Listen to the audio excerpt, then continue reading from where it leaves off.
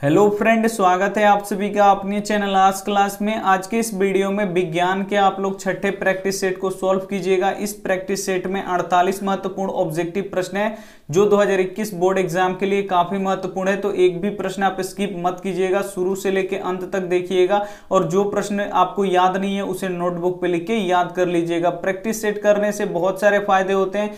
Practice set आप कीजिएगा तो जो आपके पीछे के प्रश्न आप याद किए हैं या समझे हैं उसका ये रिवीजन कराता है और साथ में आपको बताता है कि आपकी तैयारी अभी कितनी है, कितनी अभी बाकी है। तो प्रैक्टिस सेट बहुत ही आपके लिए जरूरी है। तो प्रैक्टिस सेट यहाँ पे डेली सुबह 5 बजे होता है, तो आप लोग 5 बजे लाइव आना बिल्कुल आप लोग नहीं भूलिएगा। ये शुरू करते हैं यहाँ पे पहले नंबर प्रश्न से। पहला प्रश्न यहाँ पे देखिए, लेंसों में मुख्य फोकस की संख्या कितनी है? ए ऑप्शन है यहाँ पे 2, बी ऑप्शन है 1, सी ऑप्शन है 3, डी ऑप्शन है इनमें से कोई नहीं। तो यहाँ पे बताना है कि लेंसों में मुख्य फोकस की संख्या कितनी होती है। तो लेंसों में मुख्य फोकस की संख्या 2 होती है, यानी यहाँ पे ए ऑप्शन क्या हो जाएगा, यहाँ पे बिल्कुल सही हो जाएगा। अगर यहीं पे पूछता है कि दर्पण के मुख्य फोकस की संख्या कितनी होती है, तो दर्पण की मुख्य फोकस की संख्या 1 होता है, जबकि लेंस के मुख्य फोकसों की संख्या कितना होता है, 2 होता है। तो आपको साथ में ये भी याद रखना है। आइए देखते हैं अगला प्रश्न यहाँ पे। अगला प्रश्न है यहाँ पे, समतल दर्पण द्वारा बना प्रतिबिंब सदा कैसा होता है? ए ऑप्शन यहाँ पे वास्तविक होता है, बी ऑप्शन है आभासी और सीधा होता है, सी ऑप्शन है यहाँ पे वास्तविक और सीधा होता है, डी ऑप्शन है यहाँ पे आभासी और उल्टा होता है। तो यहाँ पे बताना है कि समतल दर्पण द्वारा बना प्रतिबिंब कैसा होता है। तो ये आभासी और सीधा होता है, यानी यहाँ पे क्या हो जाएगा, बी ऑप्शन क्या हो जाएगा, यहाँ पे बिल्कुल सही हो जाएगा। ये देखते हैं अगला प्रश्न है यहाँ पे 3 नंबर प्रश्न है, आंख व्यवहार होता है, जो आंख होता है उसका व्यवहार कैसा होता है? ए ऑप्शन है यहाँ पे अवतल दर्पण की तरह, बी ऑप्शन है उत्तल लेंस की तरह, सी ऑप्शन है समतल दर्पण की तरह, सी ऑप्शन है यहाँ पे डी ऑप्शन है इनमें से कोई नहीं। तो आंख का व्यवहार होता है, आंख का व्यवहार कैसा होता है? तो उत्तल लेंस की तरह होता है, यानी यहाँ पे बी ऑप्शन क्या हो जाएगा, यहाँ पे बिल्कुल सही हो जाएगा। ये देखते हैं अगला प्रश्न है यहाँ पे। अगला प्रश्न यहाँ पे 4 नंबर देखिए, स्पेक्ट्रम प्राप्त करने के लिए किसका उपयोग होता है? काफी महत्वपूर्ण प्रश्न है। ए ऑप्शन है कांच की सिल्ली का, बी ऑप्शन है अवतल दर्पण का, सी ऑप्शन है उत्तल लेंस का, डी ऑप्शन है यहाँ पे प्रिज्म का। तो अगर आपको स्पेक्ट्रम प्राप्त करना हो तो आप किसका उपयोग करेंगे? तो हमेशा प्रिज्म का उपयोग करेंगे, यानी यहाँ पे डी ऑप्शन क्या हो जाएगा, यहाँ पे बिल्कुल सही हो जाएगा। ये देखते हैं अगला प्रश्न है यहाँ पे। अगला प्रश्न यहाँ पे देखिए 5 नंबर प्रश्न है, रेटिना पर किसी वस्तु का उल्टा तथा वास्तविक प्रतिबिंब किसके द्वारा बनता है? ए ऑप्शन है यहाँ पे परितारिका के द्वारा, बी ऑप्शन है यहाँ पे पश्चमाभी पेशियां के द्वारा, सी ऑप्शन है यहाँ पे आम नेत्र लेंस के द्वारा, डी ऑप्शन है इनमें से कोई नहीं। तो जो रेटिना पे किसी भी वस्तु का प्रतिबिंब बनता है वो कैसा बनता है? तो उल्टा और वास्तविक बनता है। वो किसके द्वारा बनता है? तो ये जो नेत्र लेंस होता है हमारा, जिसे हम आम नेत्र लेंस भी बोलते हैं, उसी के द्वारा प्रतिबिंब बनता है, यानी यहाँ पे सी ऑप्शन क्या हो जाएगा, यहाँ पे बिल्कुल सही हो जाएगा। ये देखते हैं अगला प्रश्न यहाँ पे। अगला प्रश्न यहाँ पे देखिए 6 नंबर, एक विद्युत बल्ब पर रेटिंग है यहाँ पे देखिए 220 वोल्ट और यहाँ पे 100 वाट, तो इसके फिलामेंट का प्रतिरोध होगा यहाँ पे बताना है। ए ऑप्शन है यहाँ पे 220 यहाँ पे ओम, बी ऑप्शन है यहाँ पे 100 ओम, सी ऑप्शन है यहाँ पे 484 ओम, डी ऑप्शन है इनमें से कोई नहीं। काफी महत्वपूर्ण प्रश्न है, तो आइए इसे सोल्व करते हैं कैसे बनता है यहाँ पे। तो यहाँ पे देखिए विभवांतर, यानी विभवांतर यहाँ पे कितना दिया है? तो 220 वोल्ट दिया है यहाँ पे, और यहाँ पे देखिए यहाँ पे क्या दिया है, ये पावर दिया है, यानी 100 वाट, ये क्या है, पावर है, यानी पावर कितना दिया है यहाँ पे, 100 वाट दिया है यहाँ पे। तो बोल रहा है कि यहाँ पे जो विद्युत बल्ब का जो फिलामेंट होता है उसका आपको क्या निकालना है, प्रतिरोध निकालना है। तो इसका प्रतिरोध निकालने के लिए एक फॉर्मूला होता है पावर में, P इक्वल टू क्या होता है, V स्क्वायर, यानी विभवांतर का स्क्वायर बट्टा प्रतिरोध होता है। तो यहाँ पे देखिए पावर कितना दिया है, यहाँ पे 100 वाट दिया है, तो यहाँ पे लिख देंगे 100 बराबर, यहाँ पे देखिए विभवांतर कितना दिया है यहाँ पे, तो विभवांतर यहाँ पे देख सकते हैं यहाँ पे 220 यहाँ पे दिया है, तो विभवांतर 220 वोल्ट दिया है और इसका स्क्वायर है, तो क्या कर देंगे, स्क्वायर कर देंगे, और बट्टा यहाँ पे प्रतिरोध देखिए आपको क्या करना है, निकालना है, तो इसको वैसे ही छोड़ देंगे। तो यहाँ पे देखिए क्या हो जाएगा, 100 इनटू यहाँ पे देखिए अगर 220 यहाँ पे स्क्वायर का मतलब क्या होता है, इसका 2 बार गुणा, तो इसका 2 बार हम गुणा कर देंगे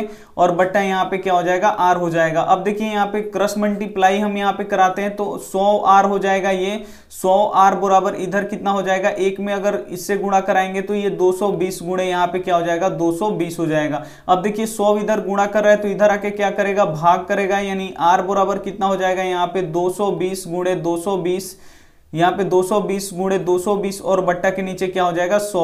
तो इसे अब जब हम कटाएंगे तो एक जीरो से एक जीरो कट जाएगा और एक जीरो से एक जीरो कट जाएगा, यानी आर बराबर कितना हो गया यहाँ पे 22 और गुणे क्या हो गया यहाँ पे 22 हो गया। तो 22 में 22 से जब हम गुणा कराएंगे तो ये कितना हो जाएगा 484 ओम। ये क्या हो जाएगा यहाँ पे टंगस्टन जो होता है विद्युत बल्ब का जो फिलामेंट होता है उसका प्रतिरोध कितना निकल जाएगा यहाँ पे 484 ओम, यानी यहाँ पे सी ऑप्शन क्या हो जाएगा यहाँ पे बिल्कुल सही हो जाएगा।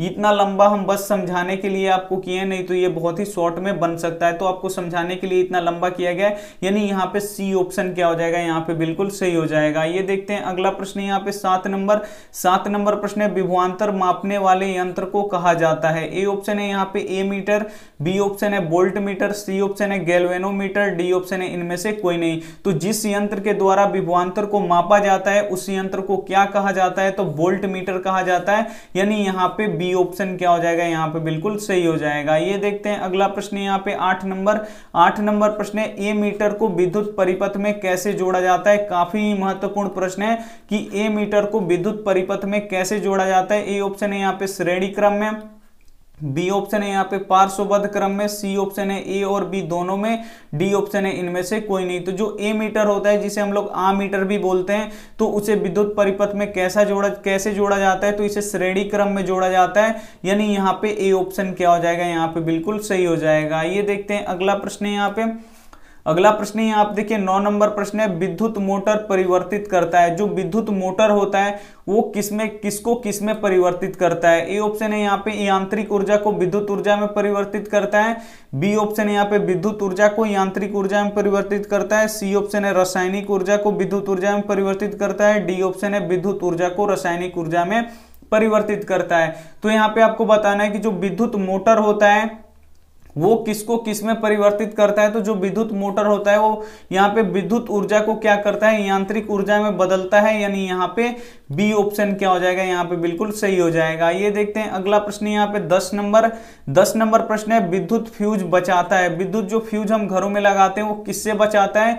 ए ऑप्शन है यहाँ पे अति भारण में बहने वाली उच्च धारा के खतरे से, बी ऑप्शन है यहाँ पे लघु पतन में बहने वाली उच्च धारा के खतरे से, सी ऑप्शन है दोनों, डी ऑप्शन है किसी से नहीं। तो यहाँ पे बताना है कि जो विद्युत फ्यूज है वो किससे बताता है, तो इन दोनों से क्या करता है, बचाता है, यानी यहाँ पे सी ऑप्शन क्या हो जाएगा यहाँ पे बिल्कुल सही हो जाएगा। ये देखते हैं अगला प्रश्न है यहाँ पे, अगला प्रश्न है आप देखिए 11 नंबर प्रश्न है, विद्युत धारा उत्पन्न करने वाली युक्ति को क्या कहते हैं। काफी महत्वपूर्ण प्रश्न है कि जिस युक्ति से विद्युत धारा उत्पन्न होता है उस युक्ति को क्या कहते हैं। ए ऑप्शन है जनित्र, बी ऑप्शन है गैल्वेनोमीटर, सी ऑप्शन है ए मीटर, डी ऑप्शन है मोटर। तो जिससे विद्युत धारा उत्पन्न होता है उस युक्ति को हम लोग क्या बोलते हैं, तो उसे हम लोग क्या बोलते हैं, जनित्र बोला जाता है, यानी यहाँ पे ए ऑप्शन क्या हो जाएगा यहाँ पे बिल्कुल सही हो जाएगा। विद्युत धारा उत्पन्न करने वाली युक्ति को क्या बोला जाता है, जनित्र बोला जाता है। आइए देखते हैं अगला प्रश्न यहाँ पे 12 नंबर प्रश्न है, ऊर्जा के सभी रूपों में अनंत स्रोत किसे माना जाता है। ए ऑप्शन है कोयला, बी ऑप्शन है जल, सी ऑप्शन है सूर्य, डी ऑप्शन है यहाँ पे परमाणु। तो ऊर्जा के सभी रूपों में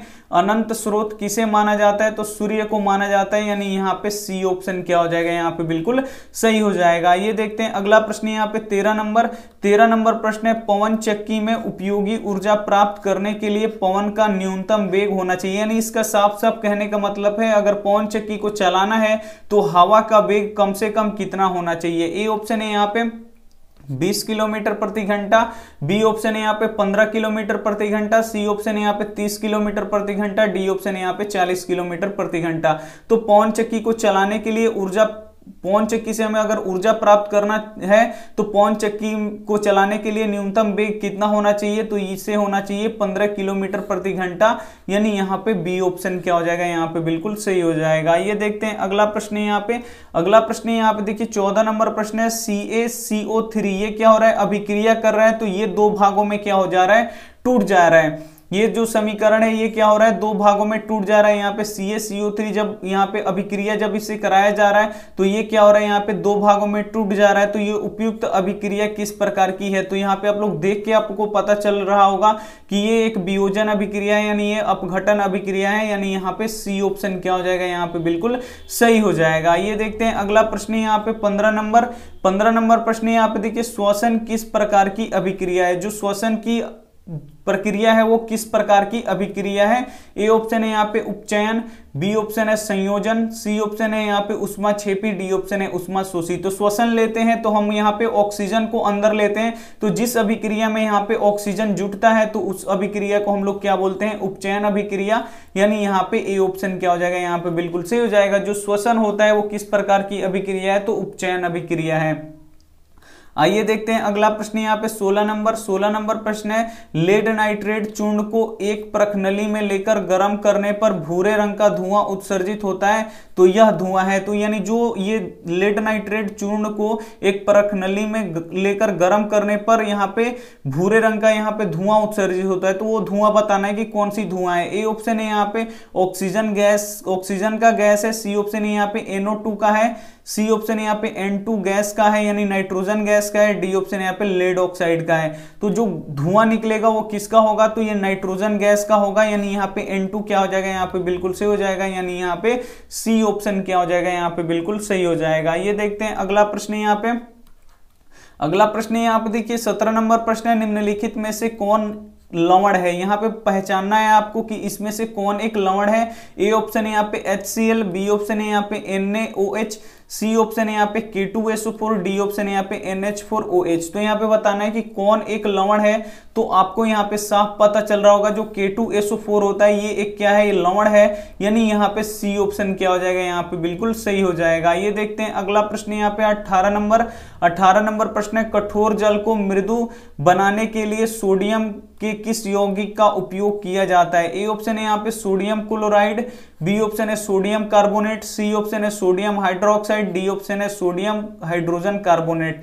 तो कठोर जल को मृदु बनाने के लिए सोडियम के किस यौगिक का उपयोग किया जाता है, तो सोडियम कार्बोनेट का उपयोग किया जाता है, जिसे हम लोग धोने का सोडा भी बोलते हैं, यानी यहाँ पे बी ऑप्शन क्या हो जाएगा, यहाँ पे बिल्कुल सही हो जाएगा। ये देखते हैं 19 नंबर प्रश्न है, यहाँ पे 19 नंबर प्रश्न है, लोहे का परमाणु संख्या है, इसमें से पहचानना है कि लोहे का परमाणु संख्या कितना होता है। ए ऑप्शन है यहाँ पे 23, बी ऑप्शन है 26, सी ऑप्शन है 25, डी ऑप्शन है 24। काफी महत्वपूर्ण प्रश्न है ये कि लोहे का परमाणु संख्या कितना होता है, तो लोहे का परमाणु संख्या कितना होता है, 26 होता है, यानी यहाँ पे बी ऑप्शन क्या हो जाएगा, यहाँ पे बिल्कुल सही हो जाएगा। ये देखते हैं अगला प्रश्न यहाँ पे, अगला प्रश्न यहाँ पे देखिए 20 नंबर प्रश्न है, जस्ता और तनु हाइड्रोक्लोरिक अम्ल की अभिक्रिया के फलस्वरूप निम्नांकित में से कौन सा गैस बनता है। ए ऑप्शन है यहाँ पे CO2, बी ऑप्शन है यहाँ पे N2, सी ऑप्शन है यहाँ पे H2, डी ऑप्शन है यहाँ पे SO2। तो यहाँ पे बताना है कि जस्ता और तनु हाइड्रोक्लोरिक अम्ल की अभिक्रिया के फलस्वरूप कौन सा गैस बनता है, तो हाइड्रोजन गैस बनता है, यानी H2 गैस बनता है, यानी यहाँ पे सी ऑप्शन क्या हो जाएगा, यहाँ पे बिल्कुल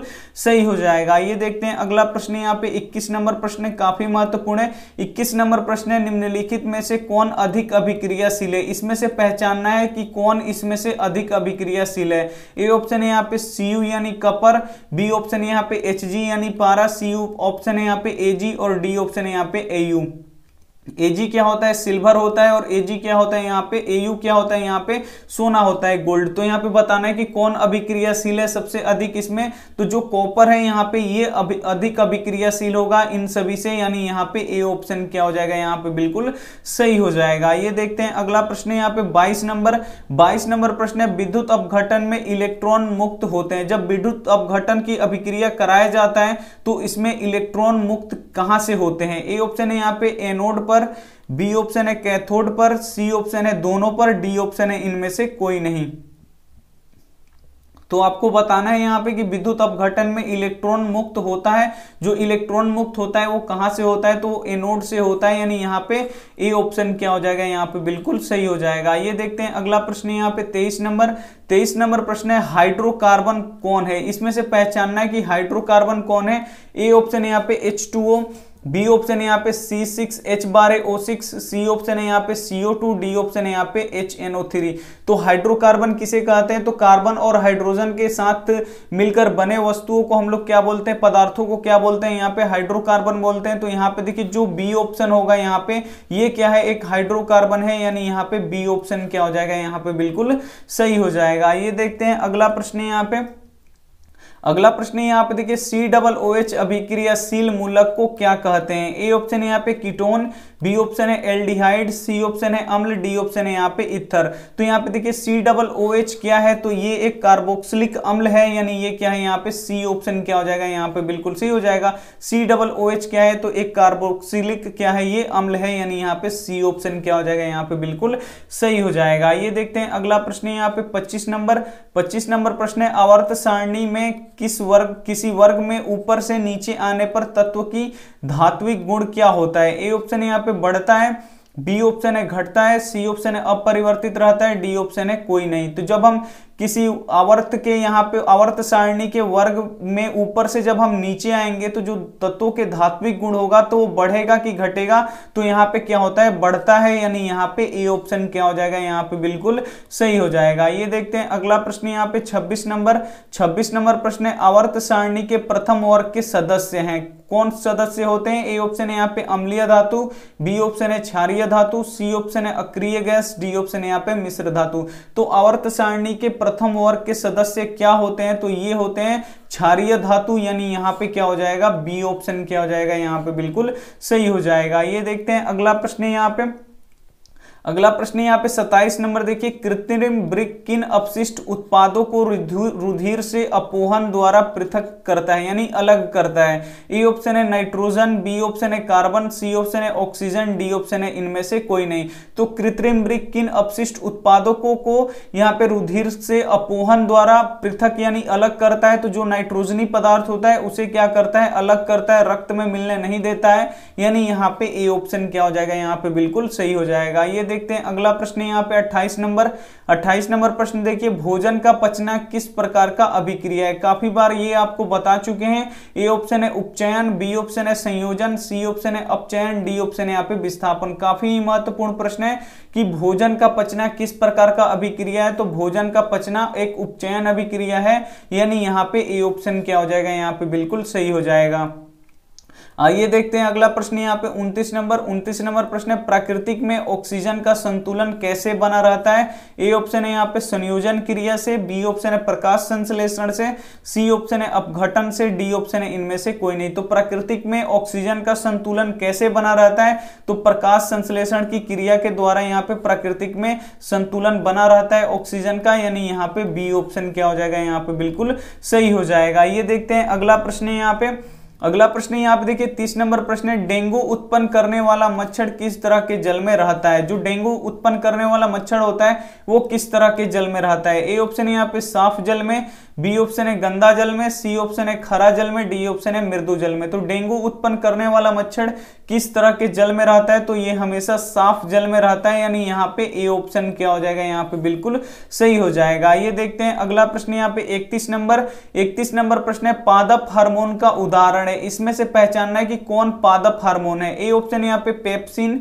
बी ऑप्शन है एड्रेनल, सी ऑप्शन है ऑक्सिन, डी ऑप्शन है टेस्टोस्टेरोन। तो यहाँ पे बताना है कि पादप हार्मोन का उदाहरण कौन सा है? तो जो ऑक्सिन होता है ये क्या है? एक पादप हार्मोन है, यानी यहाँ पे सी ऑप्शन क्या हो जाएगा? यहाँ पे बिल्कुल सही हो जाएगा। और ऑक्सिन को ही पेड़ पौधों का यहाँ पे वृद्धि हार्मोन भी बोला जाता है। आइए देखते हैं अगला प्रश्न यहाँ पे। अगला प्रश्न यहाँ पे 32 नंबर। निम्न में से कौन हार्मोन कोशिका दीर्घन एवं विभाजन में मदद करता है? ए ऑप्शन है ऑक्सिन, बी ऑप्शन है जिब्रेलिन, सी ऑप्शन यहाँ पे साइटोकाइनिन, डी ऑप्शन है सभी। तो यहाँ पे देखिए कौन हार्मोन कोशिका दीर्घन एवं विभाजन में मदद करता है? तो ये सभी जो हार्मोन होता है वो सभी कोशिका दीर्घन और विभाजन में मदद करते हैं, यानी यहाँ पे डी ऑप्शन क्या हो जाएगा? यहाँ पे बिल्कुल सही हो जाएगा। ये देखते हैं अगला प्रश्न है यहाँ पे। अगला प्रश्न यहाँ पे देखिए 33 नंबर प्रश्न है। तंत्रिका कोशिका क्या कहलाती है? जो तंत्रिका कोशिका होती है वो क्या कहलाती है? ए ऑप्शन है यहाँ पे साइटोन, बी ऑप्शन है न्यूरॉन, सी ऑप्शन है एक्सॉन, डी ऑप्शन है यहाँ पे डेंड्राइट। काफी ही महत्वपूर्ण प्रश्न है कि जो तंत्रिका कोशिकाएं होती है वो क्या कहलाती हैं, तो ये न्यूरॉन कहलाती हैं, यानी यहाँ पे बी ऑप्शन क्या हो जाएगा, यहाँ पे बिल्कुल सही हो जाएगा। ये देखते हैं अगला प्रश्न यहाँ पे 34 नंबर प्रश्न यहाँ पे अंडाणु निषेचित होता है। काफी महत्वपूर्ण प्रश्न है। ए ऑप्शन है योनि से, बी ऑप्शन है यहाँ पे गर्भाशय से, सी ऑप्शन है यहाँ पे फैलोपियन नलिका से, डी ऑप्शन है यहाँ पे अंडाशय से। तो अंडाणु निषेचित होती है किससे होता है यहाँ पे, तो अंडाशय में होती है, यानी यहाँ पे डी ऑप्शन क्या हो जाएगा, यहाँ पे बिल्कुल सही हो जाएगा। ये देखते हैं अगला प्रश्न यहाँ पे यहाँ पे देखिए मानव मादा में जनन तंत्र का भाग नहीं है। इसमें से पहचानना है कि कौन मादा जनन तंत्र का भाग नहीं है। ए ऑप्शन है अंडाशय, तो ये बिल्कुल मादा जनन तंत्र का भाग है। गर्भाशय भी जनन तंत्र का भाग है, और यहाँ पे डिंब वाहिनियां ये भी क्या है, यहाँ पे मादा में जनन तंत्र का भाग है। लेकिन जो शुक्रवाहिका होती है वो पुरुषों में होता है, ये मादा का जनन तंत्र का भाग नहीं है, यानी यहाँ पे सी ऑप्शन क्या हो जाएगा, यहाँ पे बिल्कुल सही हो जाएगा। ये देखते हैं अगला प्रश्न यहाँ पे देखिए 36 नंबर प्रश्न है शुक्राणु बनता है। जो शुक्राणु है वो कहां पे बनता है। ए ऑप्शन है वृषण में, बी ऑप्शन है मूत्राशय में, सी ऑप्शन है यहाँ पे गर्भाशय में, डी ऑप्शन है यहाँ पे अंडाशय में। तो जो यहाँ पे जो शुक्राणु होते हैं वो कहां पे बनते हैं आपको बताना है। तो जो शुक्राणु होते हैं वो हमेशा वृषण में बनते हैं, यानी यहाँ पे ए ऑप्शन क्या हो जाएगा, यहाँ पे बिल्कुल सही हो जाएगा। ये देखते हैं अगला प्रश्न यहाँ पे 37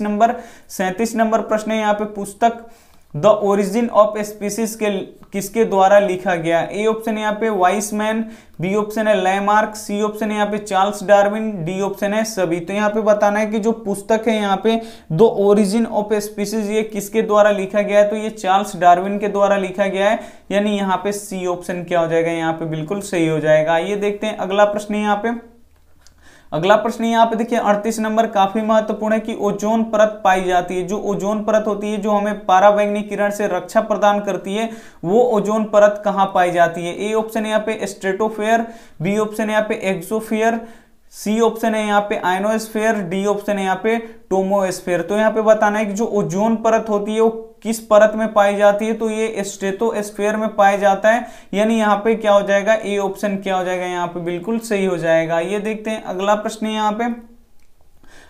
यहाँ पे देखिए 39 नंबर निम्न में से कौन एक जैविक प्रक्रम के द्वारा अपघटित होने वाला पदार्थ है। ए ऑप्शन है यहाँ पे सूखे घास पत्ते, बी ऑप्शन है पॉलीथीन बैग, सी ऑप्शन है रबर, डी ऑप्शन है यहाँ पे प्लास्टिक का बोतलें। तो यहाँ पे देखिए कौन एक जैविक प्रक्रम के द्वारा अपघटित होने वाला पदार्थ है, यानी जो सूखे पत्ते और घास होते हैं वो एक सामान्य जैविक क्रिया के द्वारा यहाँ पे अपघटित हो जाएंगे, लेकिन यहाँ पे ए ऑप्शन क्या हो जाएगा, बिल्कुल सही हो जाएगा। लेकिन यहाँ पे पॉलीथीन का बैग और यहाँ पे देखिए प्लास्टिक की बोतलें और रबड़ ये यहाँ पे जैविक प्रक्रम के द्वारा अपघटित नहीं होता है, लेकिन जो सूखे घास पौधे होते हैं वो जैविक प्रक्रम के द्वारा अपघटित हो जाते हैं, यानी यहाँ पे ए ऑप्शन क्या हो जाएगा, यहाँ पे बिल्कुल सही हो जाएगा। आइए देखते हैं 40 नंबर प्रश्न। यहाँ पे 40 नंबर प्रश्न है निम्नलिखित में से कौन एक भूमिगत जल का उदाहरण है। ए ऑप्शन है यहाँ पे नदी, बी ऑप्शन है कुआं, सी ऑप्शन है तालाब, डी ऑप्शन है समुद्र। तो इसमें बताना है कि कौन एक भूमिगत जल का उदाहरण है। तो जो कुआं होता है वो एक भूमिगत जल का उदाहरण होता है,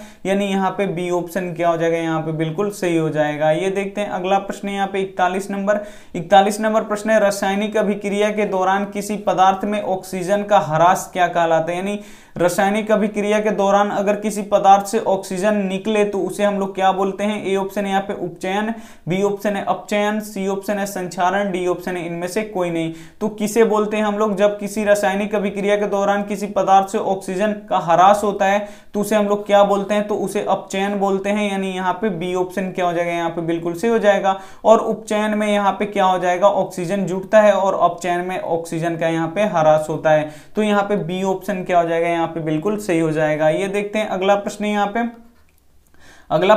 पे 42 नंबर कौन सी गैस वैश्विक उष्मण के लिए उत्तरदायी है। ए ऑप्शन है यहाँ पे कार्बन डाइऑक्साइड, बी ऑप्शन है ऑक्सीजन, सी ऑप्शन है नाइट्रोजन, डी ऑप्शन है इनमें से कोई नहीं।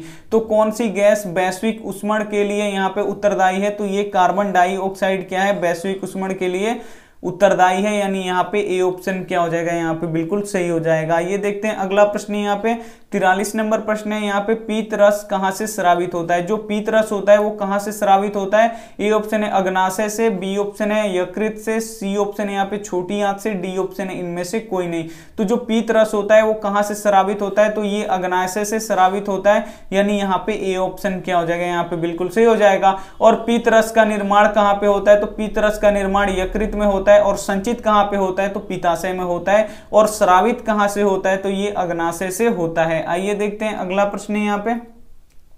अगला प्रश्न यहाँ पे देखिए 44 नंबर प्रश्न है, कौन सा अभिलक्षण वंशगत नहीं है? यहाँ पे बताना है कि वो कौन सा लक्षण है जो वंशगत नहीं है। ए ऑप्शन है यहाँ पे आंख का रंग, बी ऑप्शन है चमड़ी का रंग, सी ऑप्शन है यहाँ पे शरीर का आकार, डी ऑप्शन है यहाँ पे बाल की प्रकृति। तो कौन सा अभिलक्षण है जो वंशगत नहीं है? तो ये जो बाल की प्रकृति होती है ये नहीं है, यानी यहाँ पे डी ऑप्शन क्या हो जाएगा? यहाँ पे बिल्कुल सही हो जाएगा। ये देखते हैं अगला प्रश्न यहाँ पे 45 नंबर प्रश्न है, आधुनिक आवर्त सारणी में समूहों की संख्या कितनी होती है? यहाँ पे बताना है समूहों यानी वर्गों की संख्या कितनी होती है। ए ऑप्शन है 7, बी ऑप्शन है 8, सी ऑप्शन है यहाँ पे 9, डी ऑप्शन है यहाँ पे 18। तो आधुनिक आवर्त सारणी है तो उसमें समूह यानी ये वर्ग होते हैं, इसकी संख्या कितनी है? तो इसकी संख्या 18 है, यानी यहाँ पे डी ऑप्शन क्या हो जाएगा? यहाँ पे बिल्कुल सही हो जाएगा। ये देखते हैं अगला प्रश्न यहाँ पे। अगला प्रश्न यहाँ पे देखिए, ग्लूकोज के एक अणु के ऑक्सीजन के कितने परमाणु होते हैं? यहाँ पे देखिए ग्लूकोज के एक अणु में ऑक्सीजन के कितने परमाणु होते हैं? तो यहाँ पे देखिए ग्लूकोज का आप लोग फॉर्मूला लिख दीजिए, C6H12 और क्या होता है? O6 होता है। तो ग्लूकोज के एक अणु के एक ऑक्सीजन में जो परमाणु के कितने संख्या होते हैं? तो कितने संख्या होते हैं? यहाँ पे 6 होते हैं, यानी यहाँ पे बी ऑप्शन क्या हो जाएगा? यहाँ पे बिल्कुल सही हो जाएगा। ये देखते हैं अगला प्रश्न यहाँ पे 47 नंबर प्रश्न है, शुद्ध जल का पीएच मान होता है। यहाँ पे बताना है कि शुद्ध जल का पीएच मान कितना होता है? ए ऑप्शन है 6, बी ऑप्शन है 7, सी ऑप्शन है 8, डी ऑप्शन है यहाँ पे 9। तो शुद्ध जल का पीएच मान कितना होता है? तो शुद्ध जल का पीएच मान यहाँ पे 7 होता है, यानी यहाँ पे बी ऑप्शन क्या हो जाएगा? यहाँ पे बिल्कुल सही हो जाएगा। आइए देखते हैं अंतिम प्रश्न यहाँ पे।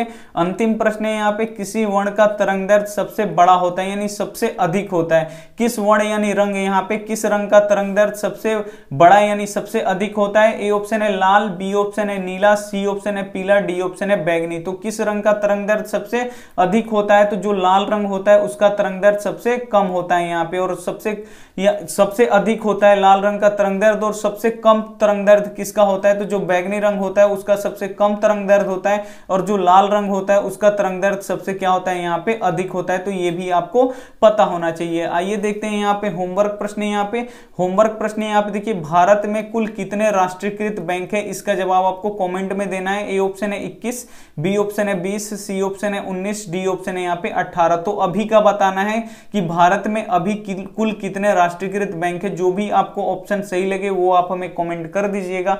वीडियो अच्छी लगी हो तो वीडियो आप लोग जरूर लाइक कर दीजिए, अपने दोस्तों के पास इस वीडियो को जरूर शेयर कीजिएगा। चैनल को सब्सक्राइब नहीं किए हैं तो चैनल को अभी सब्सक्राइब कर लीजिएगा। Thank you for watching. मिलते हैं अगले वीडियो में, तब तक अपना ध्यान रखिए। Take care and bye.